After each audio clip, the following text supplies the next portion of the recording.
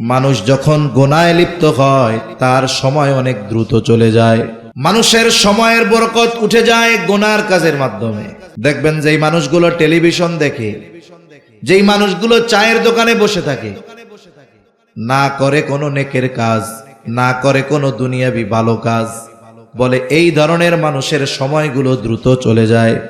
খেলা দেখতে বসে 7-8 ঘন্টা মুহূর্তের মধ্যে চলে যায়, কিন্তু ওই মানুষটা এক জায়গায় বসে, বৃদ্ধ মানুষও এক জায়গায় বসে 5-6 ঘন্টা ধরে খেলা দেখে, অসুবিধা নাই, মাজাও ব্যথায় না, গিরাও ব্যথায় না। ওই লোকটাই যখন মসজিদে গিয়ে 15 মিনিট বসে থাকা লাগে, একটু পরে মাজা, কোমর, হাঁটু আর গিরার ব্যথা শুরু হয়ে যায়, ঠিক না?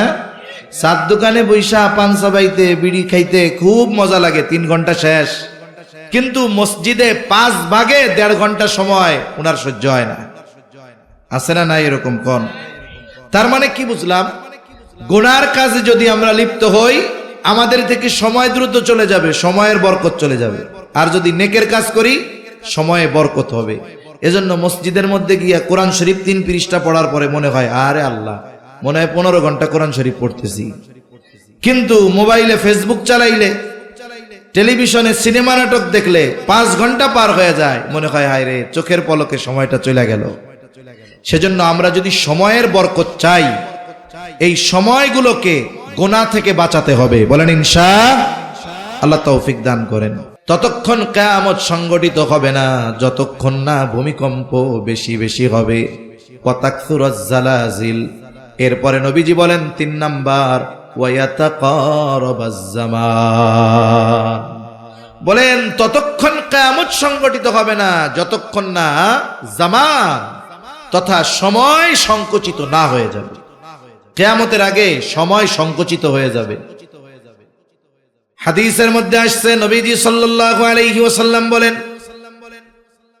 এক যুগকে কেমন যেন 1 বছরের ন্যায় মনে হবে, বছরকে কেমন যেন মাসের ন্যায় মনে হবে, মাসকে কেমন যেন সপ্তাহের ন্যায় মনে হবে, সপ্তাহকে কেমন যেন দিনের মতো মনে হবে, একদিনকে কেমন যেন 1 ঘন্টার মতো মনে হবে, 1 ঘন্টাকে কেমন যেন 1 মিনিটের মতো মনে হবে, 1 মিনিটকে কেমন যেন 1টা সেকেন্ডের মতো মনে হবে।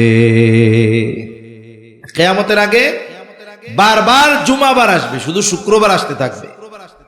এর দ্বারা কি বোঝা যায়? সময় দ্রুত আমাদের থেকে চলে যাচ্ছে, সময় অতি দ্রুত আমাদের থেকে বিদায় নিচ্ছে। এর কারণটা কি? অথচ অতীতের মানুষের কথা আমরা শুনি যে পায়ে হেঁটে হাজার হাজার মাইল সফর করছে। ইমাম গাজ্জালী রাহমাতুল্লাহি আলাইহি, ওনার জীবনী পড়লে মনে হয় উনি সারা জীবন শুধু হাঁটছেন। যখন সফরের কথা পড়া হয়, আবার যখন ওনার লেখার কথা পড়া হয়, মনে হয় উনি মনে হয় সারা জীবন শুধু লেখছে। কিন্তু অনেক লম্বা হায়াত পাইছেন তা না, 50-এর কোঠায়, 50 থেকে 60-এর মধ্যে উনি ইন্তেকাল করছে। এই অল্প সময়ের মধ্যে আল্লাহ তাআলা ওনার মাধ্যমে কত খেদমত নিছে। অতি দূরে যাওয়ার দরকার নাই। আমরা আমাদের উপমহাদেশের অন্যতম মুহাক্কিক আলেম হাকিমুল উম্মাত শাহ আশরাফ আলী থানভী রাহমাতুল্লাহি আলাইহি, উনি ওনার জীবদ্দশায় যত কিতাব লিখছে, উনি জীবদ্দশায় যত কিতাব লিখছেন, ওই সময় তো লেখা এত আধুনিক ছিল না। এখন তো মানুষের লেখা কলম দিয়াও লেখা লাগেন, মোবাইলের মধ্যে শুধু মুখ দিয়া বললে হয়, মুহূর্তের ভিতরে লেখা ওইখানে উঠা যায়, ঠিক কিনা বলেন? ওই সময় বাঁশের কঞ্চি দিয়া কলম বানানো লাগতো, কালি বানানো লাগতো, কত ঝামেলা। ওই জামানায় উনি এত পরিমাণ কিতাব লিখছে যে এই জামানায় আমরা এগুলা পড়াও শেষ করতে পারতেছি না, ঠিক কিনা কোন? এই যে ওনারা সময়ের বরকত পাইছে, কিন্তু আমাদের সময় দ্রুত আমাদের থেকে চলে যাচ্ছে। জাস্টিস মুফতি তকি উসমানী দামাত বরকাতুহুমুল আলিয়া হযরত সময়ের মূল্য নিয়ে আলোচনা করতে গিয়ে একটা কথা বলছেন যে মানুষের থেকে সময় দ্রুত চলে যায়, অথচ মানুষ যদি চায় ওই সময়কে সে নিয়ন্ত্রণ করে ফেলতে পারে। ঘড়ির কাঁটা তো ঘুরতে থাকবে, কিন্তু সময় আবার আমি নিয়ন্ত্রণে আনবো কেমনে? মানুষের সময়ের বরকত উঠে যায় গুনার কাজের মাধ্যমে। মানুষ যখন গুনায় লিপ্ত হয় তার সময় অনেক দ্রুত চলে যায়। দেখবেন যেই মানুষগুলো টেলিভিশন দেখে, যেই মানুষগুলো চায়ের দোকানে বসে থাকে, না করে কোনো নেকের কাজ, না করে কোনো দুনিয়াবি ভালো কাজ, বলে এই ধরনের মানুষের সময়গুলো দ্রুত চলে যায়। খেলা দেখতে বসে 7-8 ঘন্টা মুহূর্তের মধ্যে চলে যায়, কিন্তু ওই মানুষটা এক জায়গায় বসে, বৃদ্ধ মানুষও এক জায়গায় বসে 5-6 ঘন্টা ধরে খেলা দেখে, অসুবিধা নাই, মাজাও ব্যথায় না, গিরাও ব্যথায় না। ওই লোকটাই যখন মসজিদে গিয়ে 15 মিনিট বসে থাকা লাগে, একটু পরে মাজা, কোমর, হাঁটু আর গিরার ব্যথা শুরু হয়ে যায়, ঠিক না? সাত দোকানে বৈশা পান চাবাইতে, বিড়ি খাইতে খুব মজা লাগে, 3 ঘন্টা শেষ, কিন্তু মসজিদে 5 ভাগে 1.5 ঘন্টা সময় ওনার সহ্য হয় না। আছে না নাই এরকম কোন? তার মানে কি বুঝলাম? গুনার কাজে যদি আমরা লিপ্ত হই, আমাদের থেকে সময় দ্রুত চলে যাবে, সময়ের বরকত চলে যাবে। আর যদি নেকের কাজ করি, সময়ে বরকত হবে। এজন্য মসজিদের মধ্যে গিয়া কোরআন শরীফ 3 পৃষ্ঠা পড়ার পরে মনে হয় আরে আল্লাহ, মনে হয় 15 ঘন্টা কোরআন শরীফ পড়তেছি। কিন্তু মোবাইলে ফেসবুক চালাইলে, টেলিভিশনে সিনেমা নাটক দেখলে 5 ঘন্টা পার হয়ে যায়, মনে হয় হায় রে, চোখের পলকে সময়টা চলে গেল। সেজন্য আমরা যদি সময়ের বরকত চাই, এই সময়গুলোকে গুনাহ থেকে বাঁচাতে হবে। বলেন ইনশাআল্লাহ, তৌফিক দান করেন। রাসূলুল্লাহ সাল্লাল্লাহু আলাইহি ওয়াসাল্লাম বলেন, ওয়া তাকারাবাজ জামান, কিয়ামতের আগে সময় সংকুচিত হয়ে যাবে। ওয়া তাযহারাল ফিতান, কিয়ামতের আগে ফিতনা প্রকাশ পাবে। সবচাইতে বড় ফিতনা দাজ্জালের আবির্ভাব ঘটবে। দাজ্জাল আগমনের আগ পর্যন্ত কিয়ামত সংগঠিত হবে না। দাজ্জাল তো সবচেয়ে বড় ফিতনা, কিন্তু দাজ্জালের আগেও ফিতনা একের পর এক সংগঠিত হতে থাকবে। এই জামানায় আমরা কম ফিতনার মুখোমুখি হই না। বারবার ইমানি পরীক্ষা আমাদের সামনে আসে, নতুন নতুন ঈমান ধ্বংস করে নেওয়ালা মতবাদের আবির্ভাব আমাদের সামনে ঘটে, ঠিক কিনা বলেন? একের পর এক ফিতনা আসে। এখন এই ফিতনা থেকে বাঁচবো কেমনে? রাসূলুল্লাহ সাল্লাল্লাহু আলাইহি ওয়াসাল্লাম আমল শিখায় দিয়েছেন। দাজ্জালের ফিতনা থেকে বাঁচার জন্য আমল নবীজি শিখায় দিয়েছেন। জুমার দিন সূরা কাহাফের তিলাওয়াত। কোন সূরা? জোরে কোন? সূরা কাহাফ। আল্লাহর নবী সাল্লাল্লাহু আলাইহি ওয়াসাল্লাম জানায় দেন, কমপক্ষে যদি সূরা কাহাফের 10 আয়াত আমাদের মুখস্থ থাকে, ওই 10 আয়াতের উপরে যদি কমপক্ষে আমি আপনি আমল করি, আল্লাহ তাআলা আশা করা যায় দাজ্জালের ফিতনা থেকে আমাদের হেফাজত করবে। আর যার একটু সময় আছে, পড়তে পারে, সে পুরোটাই পড়বে। বুজুর্গানে দিন বলেন, সূরা কাহাফের পাওয়ার কত? বলে এই সূরা তিলাওয়াত করলে দাজ্জালের মতো বৃহৎ ফিতনা থেকে হেফাজতে থাকা যায়। যে আমল দাজ্জালের মতো বৃহৎ ফিতনাকে সরায়া দিতে পারে, ফিতনা থেকে উম্মতকে বাঁচাতে পারে, সেই আমল আশা করা যায় দাজ্জাল আগমনের আগে যত ফিতনা আছে সব ফিতনা থেকে উম্মতকে হেফাজত করবে। এজন্য বর্তমানের ফিতনা, আগামীর ফিতনা থেকে যদি আমরা বাঁচতে চাই, আমাদের জীবনের এক অবিচ্ছেদ্য অংশ বানাতে হবে সূরা কাহাফের কমপক্ষে প্রথম 10 আয়াতকে। কোন ইনশাআল্লাহ? ইনশাআল্লাহ এখানে কইয়া যাওয়ার সময় ফেরত দিয়া চলে যায় না। আমাদের বেঁচে থাকার জন্য খাবার যত না জরুরি, তার চাইতে শ্বাস প্রশ্বাস বেশি জরুরি। আমরা সবাই যদি চিন্তা করি, আল্লাহ যদি হায়াত রাখে, আগামী দিন না খায়া থাকবো, হায়াত থাকলে মরবো না। কিন্তু বলেন তো, কেউ এই জায়গায় আছেন যে 5টা মিনিট শ্বাস নিবেন না অথবা ছাড়বেন না, বন্ধ করে রাখবো নাক মুখ চেপে ধইরা, যে 5 মিনিট আপনি বাইচা থাকবেন 5 মিনিট পরে? তাহলে ওই খাবার আমাদের জন্য বেশি প্রয়োজন নাকি শ্বাস প্রশ্বাস বেশি প্রয়োজন? এই শ্বাস প্রশ্বাসকে আমি আপনি আমার আপনার জীবনের জন্য যত গুরুত্বপূর্ণ মনে করি, তার চাইতে বেশি গুরুত্বপূর্ণ বানায় ফেলবো সূরা কাহাফের এই আমলটাকে। তাহলে আশা করা যায় আগত অনাগত যত ধরনের ফিতনা আছে এই ফিতনাগুলো থেকে ইনশাআল্লাহ আল্লাহ আমাদের হেফাজত করবে। মনে থাকবে তো ইনশাআল্লাহ। এক মজমার সব কথা মনে থাকে না, রাখাও সম্ভব নয়, তবে একটা দুইটা কথা মনে রাখতে হয়, এগুলো আমলে পরিণত করতে হয়। আপনি এক বছরে সেপ্টেম্বর শুরু হয়েছে, গাজীপুর হলো এমন এক জেলা বাংলাদেশের সবচাইতে বেশি মাহফিল হয় এই জেলায়। করোনার মধ্যে একমাত্র জেলা যেই জায়গায় মাহফিলে বাধাবুধা হয় নাই, গাজীপুরে চলছে। তাহলে সেপ্টেম্বর 19 তারিখ আজকে, তাই না? না 19 তারিখ নাকি? একেবারে রোজা পর্যন্ত দেখা যাবে এক একজন 100 মাহফিল শুনছেন। এক একটা মাহফিল থেকে যদি এক একটা কথা আমি আমার জীবনের জন্য না নিতে পারি, এই যে সময় ব্যয় করে বসে থাকলাম, তাহলে লাভটা হইলো কোথায়? এজন্য এই আমলটা মনে থাকবে তো ইনশাআল্লাহ। নিজেরা গুরুত্ব দিয়ে শিখবো, মুখস্থ করার চেষ্টা করব। জুমার দিন 5-10 মিনিট সময় লাগলো, আমরা ওইটা পড়া নিব।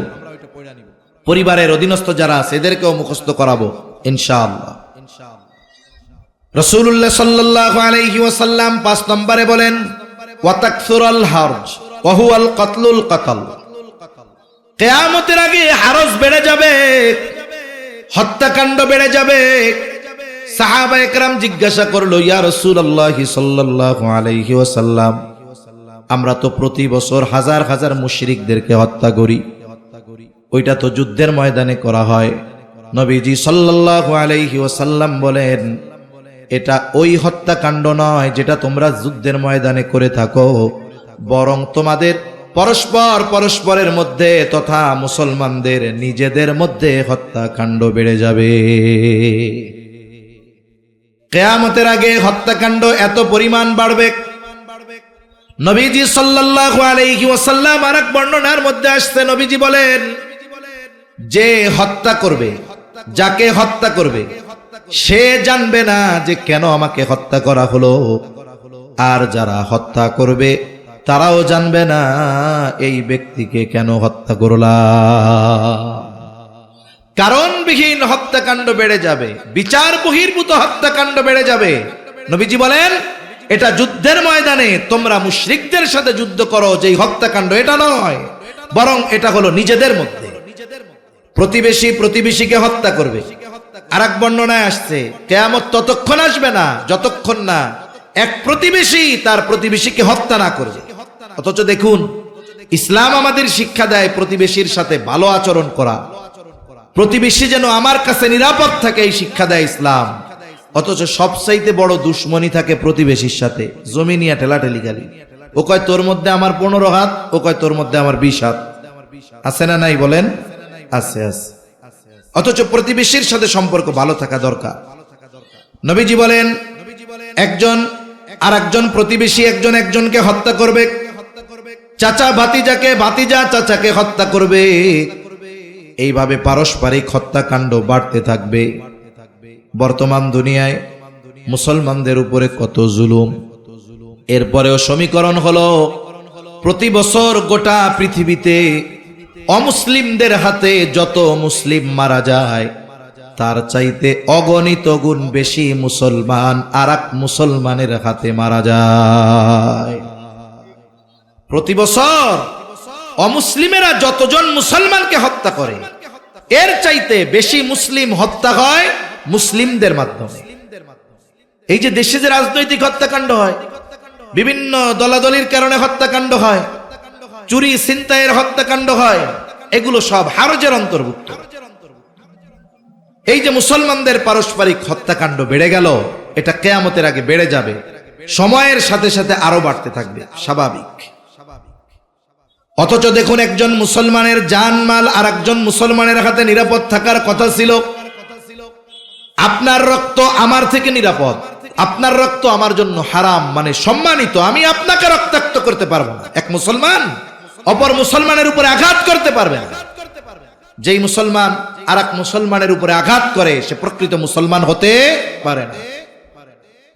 গরু খাইলেই মুসলমান হয় না, মুসলমানি নিলেই মুসলমান হয় না। রাসূলুল্লাহ সাল্লাল্লাহু আলাইহি ওয়াসাল্লাম বলেন, আল মুসলিমু মান সালিমাল মুসলিমুনা মিন লিসানিহি ওয়া ইয়াদি। নবীজি সাল্লাল্লাহু আলাইহি ওয়াসাল্লাম বলেন, প্রকৃত মুসলমান হলো সে যার জবান এবং হাতের অনিষ্ট থেকে অপর মুসলমান নিরাপদ থাকে। আমার জবান এবং হাত থেকে আরেক মুসলমান ভাই অনিরাপদ, আর আমি তাহাজ্জুদ পড়ি, বলে তাহাজ্জুদ গুজার হইতে পারি ঠিক, কিন্তু মুসলমান হওয়া যাবে না। রাসূলুল্লাহ সাল্লাল্লাহু আলাইহি ওয়াসাল্লাম বলেন, সিবাবুল মুমিনি ফুসুকুন ওয়া কিতালুহু কুফর। একজন মুমিনকে গালি দেওয়া এটা বড় অন্যায়, ফাসিকি, পাপাচার, পাপের কাজ। হত্যা করা এটা কুফরির শামিল। আর যে একজন ইমানদারকে হত্যা করলো, ওয়ামাইয়াকুতুল মুমিনা মুতাআম্মিদান ফাজাযাউহু জাহান্নাম, ইচ্ছা কইরা একজন ইমানদারকে যে হত্যা করবে তার ঠিকানা হবে জাহান্নাম, দীর্ঘকাল তাকে জাহান্নামে অবস্থান করতে হবে। শুধু তাই না, যেই ব্যক্তি অন্যায়ভাবে ইচ্ছাকৃত একজন মুমিনকে হত্যা করলো, সে কেমন যেন গোটা পৃথিবীর মানুষকে হত্যা করলো। এজন্য আমার আপনার দ্বারা যেন কোনো মুসলমান নির্যাতিত না হয়। তাহলে কি হবে আমার নামাজ, কি হবে আমার ইবাদত? আল্লাহ রাসূল সাল্লাল্লাহু আলাইহি ওয়াসাল্লামের কাছে দুইজন মহিলার ব্যাপারে কথা নিয়ে গেছে সাহাবায়ে কেরাম। নবীজির কাছে বলতে গিয়ে, রাসূলুল্লাহ সাল্লাল্লাহু আলাইহি ওয়াসাল্লাম, একজন মহিলা সে কোনো ধরনের ইবাদত ছাড়ে না, একেবারে কোনো নফলও সে ছাড়ে না, কিন্তু তার প্রতিবেশী যারা আছে এদের সাথে খারাপ ব্যবহার করে। আরেকজনের ব্যাপারে বলা হলো, নবীজি সাল্লাল্লাহু আলাইহি ওয়াসাল্লাম যেইটুকু না করলেই নয়, ফরজ ওয়াজিব যেটা না করলেই নয়, করতে বাধ্য, এই মহিলা ওইটুকু ইবাদত করে আর প্রতিবেশীর সাথে ভালো আচরণ করে। এই দুজনের মধ্যে কে উত্তম? নবীজি বললেন, যে ওই যে অল্প আমল করে ঠিক, কিন্তু প্রতিবেশীর সাথে ভালো আচরণ করে, ও আল্লাহর কাছে বেশি প্রিয়। সুবহানাল্লাহ। এই জন্য আমরা অনেক মানুষ আছি, ইবাদত করি, নামাজ কালাম ঠিকঠাক মতো পড়ি, অনেক পড়ি, কিন্তু দেখা যায় অপর মুসলমানের সাথে খারাপ আচরণ করি, আর এক মুসলমানরে কথার দ্বারা কষ্ট দেই, বকাঝকা দেই, অন্যায় অবিচার জুলুম তার হক নষ্ট করি।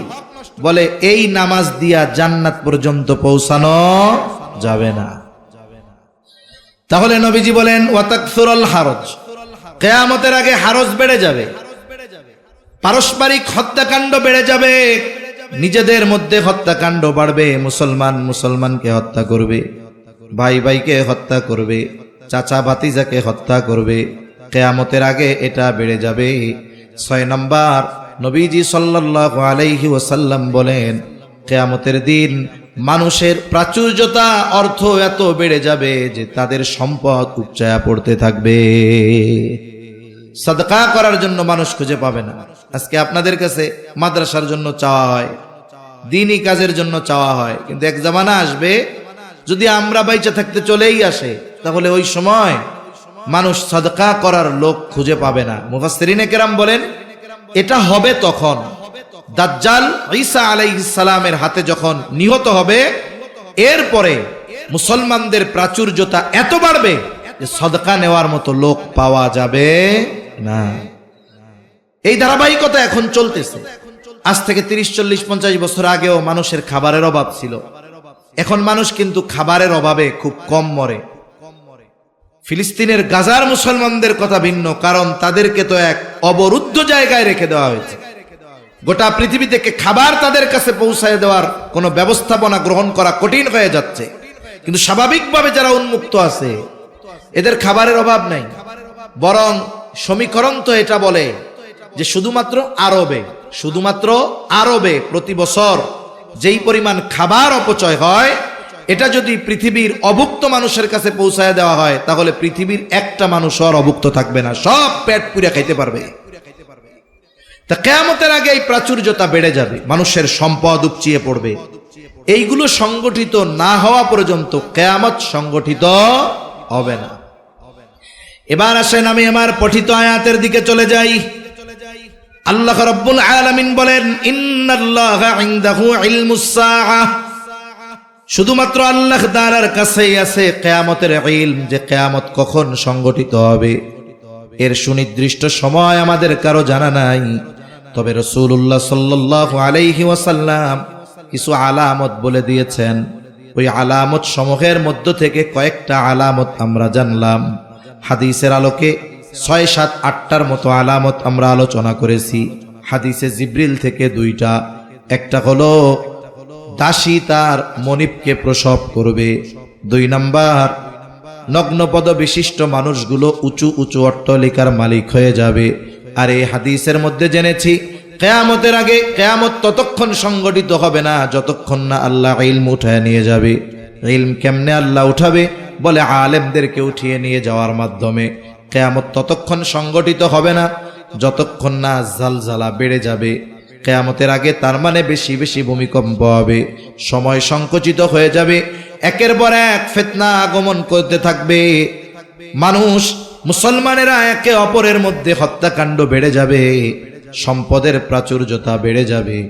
এইগুলো যখন সংগঠিত হবে বুঝতে হবে কিয়ামত আর বেশি দূরে নাই, সেটা নিকটবর্তী হয়ে গেছে। তবে সুনির্দিষ্ট সময় যিনি জানেন তিনি কে? আল্লাহ। এরপরে আল্লাহ তাআলা এই যে মাফাতিহুল গায়েব, এই গায়েবের চাবিকাঠি, এই জায়গায় 5টা বিষয়ের কথা আল্লাহ উল্লেখ করছে। এই 5 বিষয়ের মধ্যে গায়েবের সব বিষয়গুলো আছে। 1 নাম্বার কিয়ামতের ইলম একমাত্র আল্লাহ তাআলার কাছে। এরপর 2 নাম্বার ওয়ায়ুনাজ্জিলুল গায়স, আর তিনি বৃষ্টি বর্ষণ করেন। তার মানে আকাশে মেঘ হলেই বৃষ্টি হয় না, সব মেঘে বৃষ্টি নামে না। এরকম একটা কথা আছে না, সব মেঘে বৃষ্টি হয় না। কোন মেঘ বৃষ্টি নামাবে এটার ফয়সালা কার হাতে? জোরে বলেন, আল্লাহ তাআলার হাতে। এজন্য অনেক সময় দেখা যায় যে মেঘে আকাশ পুরো ছেয়ে গেছে, পুরো দুপুরবেলা অন্ধকার হয়ে গেছে, আমরা মনে করতেছি আজ কেমন বৃষ্টি হবে, এক ঠেলায় বন্যা। কিন্তু একটু পরে একটা বাতাস আসছে, সব মেঘ মুহূর্তের মধ্যে পরিষ্কার হয়ে গেছে। হয় কি হয় না? হয়। এজন্য কখন বৃষ্টি হবে, কোথায় বৃষ্টি হবে, এটার ফয়সালা কার? জোরে বলেন, আল্লাহ তাআলার। এজন্য অনেক সময় দেখা যায় ওই এলাকায় বৃষ্টি, এই জায়গায় বৃষ্টি নাই, এই জায়গায় রোদ, ওইখানে বৃষ্টি। এজন্য আল্লাহ তাআলা কোন মেঘে বৃষ্টি নামাবেন, কোন মেঘ বৃষ্টি হয়ে জমিনে আসবে, এটা আল্লাহ ভালো জানে। এরপরে আল্লাহ তাআলা বলেন ওয়ায়ালামু মা ফিল আরহাম, মায়ের গর্ভে ছেলে না মেয়ে এটা দুনিয়ার কেউ জানে না, যিনি জানেন তিনি কে? এখন কইতে পারেন হুজুর আমরা তো জানি, আমরা আল্ট্রাসোনোগ্রাম করে জানি। জানেন কখন? যখন ওইটা পুরুষ অথবা নারীতে রূপান্তর হয় তখন। কিন্তু এই গঠন পাওয়ার আগে যে 4টা মাস সন্তান মায়ের পেটে থাকে, তুচ্ছ পানি হিসাবে থাকে কিছুদিন, জমাট রক্ত হিসাবে থাকে কিছুদিন, এরপরে একটা মাংসের পিণ্ড হিসাবে থাকে 40 দিন। এই সময় দুনিয়ার কোন বিজ্ঞানী আছে বলবে যে এই রক্তপিণ্ড অথবা ওই মাংসপিণ্ডটা ছেলে অথবা মেয়ে? এটা বলার ক্ষমতা দুনিয়ার কারো নাই। আমরা প্রযুক্তির মাধ্যমে জানতে পারি তখন যখন মায়ের গর্ভে আল্লাহ সন্তানকে আকৃতি দিয়ে দেয়। এজন্য আল্লাহ তাআলা বলেন ওয়ায়ুনাজ্জিলুল গায়স ওয়া ইয়ালামু মা ফিল আরহাম। আল্লাহ তাআলাই জানেন রেহেমের মধ্যে যেই সন্তান সেটা ছেলে না মেয়ে, এটা একমাত্র আল্লাহ জানেন। মাতৃগর্ভে কি আছে? এরপরে আল্লাহ তাআলা বলেন ওয়ামা তাদরি নাফসুম মাযা তাকসিবু গাদা, কেউ জানে না আগামীকাল সে কি উপার্জন করবে। আমার নসিবে কি আছে এটা আমি জানি না। আমি আগামীকাল কি করব, কোথায় থাকব, জমিনের উপরে থাকবো না নিচে থাকবো, এটা আমরা কেউ জানি না। আজকে যার কিছুই নাই, আগামীকাল হাতে তার কি আসবে সে জানে না। যে আজকে ধনী বলে আজকের সম্পদ আগামীকাল তার হাতে থাকবে কিনা জানে না। যে আজকে প্রধানমন্ত্রী সে জানে না যে পরের দিন 12টার পরে সে প্রধানমন্ত্রী থাকবে কিনা, ঠিক কিনা বলেন? এটা কেউ জানে না। যদি মানুষ জানতো তাইলে হয়তো আমল বুঝে শুনে করার চেষ্টা করত, কিন্তু আল্লাহ তাআলা এই বিষয়ের নিয়ন্ত্রণটা নিজের হাতে রেখে দিয়েছেন, ঠিক কিনা বলেন? এজন্য আমাদের জীবনের গতিপথ পাল্টানোর দরকার। প্রত্যেকটা সময় এই খেয়াল করা দরকার যে আগামী দিনের সূর্যোদয় আমার নসিবে আছে কিনা জানি না।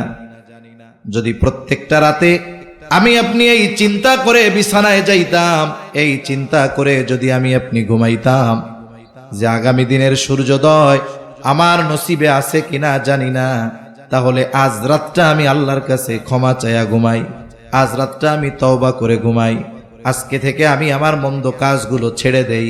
যদি এই চিন্তা আমার আপনার মধ্যে থাকতো, তাহলে সমাজের মানুষের নীতি নৈতিকতা উত্তম সুন্দরে পরিণত হয়ে যাইত। এজন্য আগামীকাল আমরা কি করব, কে কি করবে, এটা কেউ জানে না। আমরা কেউ জানি না আগামীকালের অবস্থা কি। এরপরে আল্লাহ তাআলা বলেন, ওয়ামা তাদরি নাফসুম বিআইয়ি আরদিন তামুত, কেউ জানে না কোন স্থানে সে মৃত্যুবরণ করবে। আমাদের প্রত্যেকের মৃত্যুর সময় যেমন সুনিশ্চিত, আমাদের প্রত্যেকের মৃত্যুর জায়গাও তেমন সুনিশ্চিত। আমার মৃত্যু যেখানে লেখা আছে, আমার কর্ম আমাকে সে জায়গায় নিয়ে যাবে, যে ওই জায়গায় আমার মৃত্যু আছে। মানুষ অনেক সময় আফসোস করে, আরে কেন যে যাইতে গেছিল বাজারে, বাজারে না গেলে কি আর রোড অ্যাক্সিডেন্ট হইয়া মরতো? বলে ওর মরা তো লেখা আছে ওই জায়গায়। এটা ঠেকানোর আর কোনো উপায় আছে? ঠেকানোর কোনো উপায় নাই। এজন্য আমি আপনি জানি না কোথায় আমার মৃত্যু, কোন জায়গাতে আমার মৃত্যু আল্লাহ লিখে রাখছেন, এটা আমরা কেউ জানি না। তবে হ্যাঁ, ওই নির্দিষ্ট জায়গা যেখানে আমার মৃত্যু, এটা যদি আমার অজানাও থাকে, ওইখানে পৌঁছানো যদি আমার পক্ষে অসম্ভব হয়, তাহলে আমার নিয়তি ওইখানে আমাকে নিয়ে যাবেই, এ ব্যাপারে কোনো সন্দেহ নাই। অনেকের নসিবে মৃত্যু লেখা থাকে মদিনায়, ওর কবর হবে জান্নাতুল বাকিতে। ও সুস্থ মানুষ এখান থেকে যায়, ওই জায়গায় ওর মৃত্যু হয়ে যায়। অনেকের ভালো কাজে আল্লাহর রাস্তায় বের হইছে, দাওয়াতে তাবলীগে, সুস্থ মানুষ, আল্লাহ তাআলা ওই দিনাজপুরের এক জায়গায় তার মৃত্যু লেখা রাখছে, ওই জায়গায় সে চলে গেছে। কোনো কাজ নাই, সারাদিন বের হয় না, অসুস্থ মানুষ, একদিন বাজারে যাইতে গেছে, ওই যাওয়ার সময় পড়ে মারা গেছে। তার মানে আমরা কেউ জানি না, ওমা তাদরি নাফসুম বিআইয়ি আরদিন তামুত, কেউ জানে না কোন জমিনে তার মৃত্যু আছে। এজন্য এই বিষয়গুলোকে আল্লাহ তাআলা নিজের নিয়ন্ত্রণে রাখা দিয়েছে। এই বিষয়গুলোকে আল্লাহ তাআলা সবার নিয়ন্ত্রণে দেন নাই, রাসূল আকরাম সাল্লাল্লাহু আলাইহি ওয়াসাল্লামের নিয়ন্ত্রণেও দেন নাই, এগুলোকে আল্লাহ তাআলা নিজের কাছে রেখে দিয়েছেন। এজন্য আমাদের সদা সর্বদা প্রস্তুত থাকা, যে কোন সময় কোন জায়গায় আমার মৃত্যু চলে আসে বলা যায় না। কত মানুষ প্রবাসে যায় পরিবারের মুখে হাসি ফোটানোর জন্য, একটা সময় ওই জায়গায় তার মৃত্যু হয়ে যায়। কত মানুষের মৃত্যু এমন হয় যে ওই জায়গা থেকে তাকে আর পরিবার আনতে চায় না, চিন্তা করে 2-4 লাখ খরচ করে আনার দরকার কি, ওই জায়গায় মাটি দিয়া দিক, এই টাকাটা আমাদের পরিবারের কাজে লাগবে।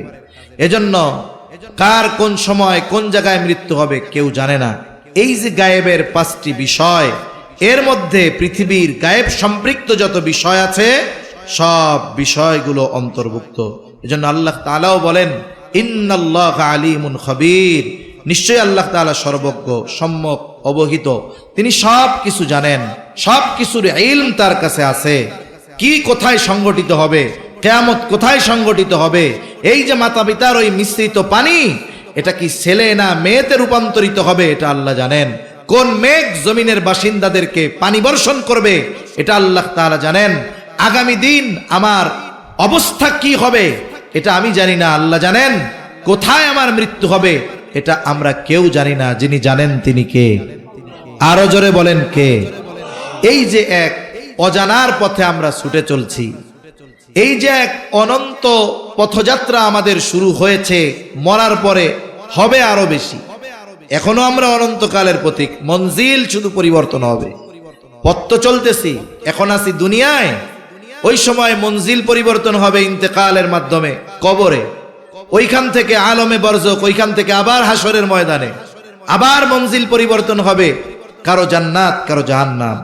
এজন্য বুদ্ধিমান মুমিন যারা, এই বিষয়গুলোকে সামনে রেখে তাদের উচিত ওই অনন্তকালের পথযাত্রার জন্য যেই পাথেয়গুলো দরকার এগুলো সংগ্রহ করা। করব তো ইনশাআল্লাহ।